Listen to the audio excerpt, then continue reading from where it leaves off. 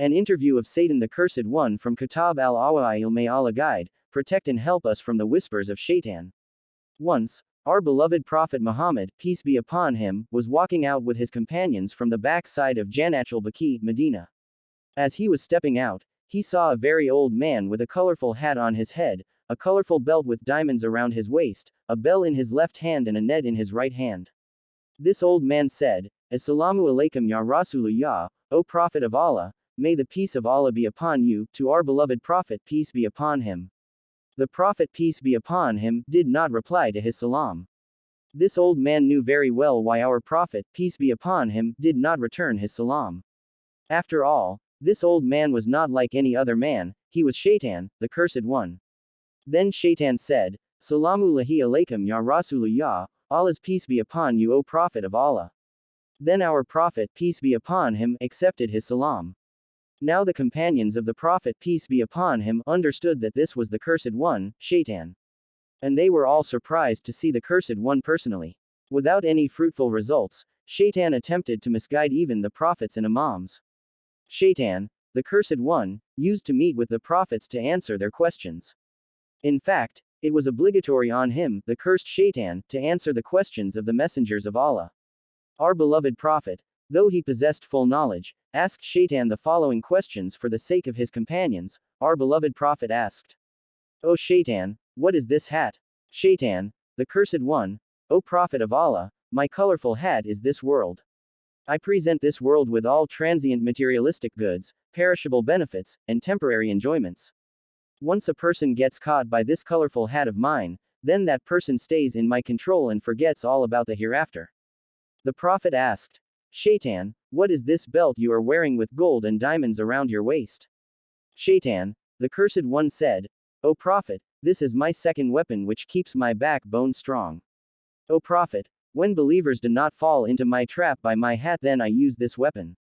The Prophet asked, but what is it? Shaitan, the Cursed One, O Prophet, these are the materialistic unveiled, non-hijab, women of this world. Through these women I deceive the believers. Remember, the full hijab is the covering of the whole body. The Prophet asked, Shaitan, what is this bell you are holding in your left hand? Shaitan, the Cursed One, this is a bell through which I destroy the faith, Aman, of the believers. The Prophet asked, how do you do that? Shaitan, the Cursed One replied, whenever I see believers arguing, getting into minor verbal antagonisms or disagreements with each other, then I ring this bell. As I ring this bell, these believers get into major verbal fights and start saying things to each other, such as backbiting, false accusations, or using bad language, due to which their own faith disappears from their hearts. The Prophet asked, what is this net you are holding? Shaitan, the Cursed One, when I see the believers not getting trapped by any of my weapons, then I throw this net at them as my last weapon. The Prophet asked, but what is this net? Shaitan, the Cursed One, O Prophet of Allah, this is Riyah. Performing good deeds only to show people. Whenever I see that your believers are performing all the good deeds and that they are not getting caught by my weapons, then I throw this net at them.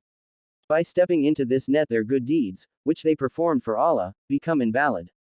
Because the believers gradually develop an ego in themselves while performing their prayers, observing fasts, performing Hajj, paying zakat and khums, and several other duties towards Allah.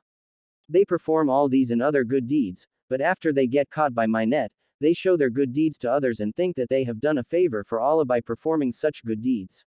They tell people when they perform night prayers. They tell people when they fast. They tell people when they go to Hajj. They give money in charity but only to show off or for their own personal interest. This is how they eventually feel superior to those people whom they know are not performing these good deeds. All these actions, which take place after they step into my net, makes their good deeds go to waste. The Prophet asked, Shaitan, tell me one more thing. Now that you have spent so much of your time in this life with your bad deeds, do you have any friends? Shaitan, the Cursed One, although I visit all the houses and people in general, there are 11 types of people that are my best friends and companions. And there are 15 types of people that I hate the most. O Prophet, keep in mind that a person who is my friend is an enemy of Allah, and a person who is my enemy is a friend of Allah. The Prophet asked, Shaitan, tell me who are your friends, and who are your enemies? Shaitan, the Cursed One, O Prophet of Allah, First, I have 15 enemies. 1. O Prophet of Allah, my first enemy is you and your Ahlul Bayt. If it were not for you and your Ahlul Bayt, my mission would have been quite successful. There would not have been even a single believer. But you brought the religion of Allah, Islam, to this world and you made people believers of Allah's communication. 2. O Prophet of Allah, my second enemy is that just ruler who rules a nation with complete justice.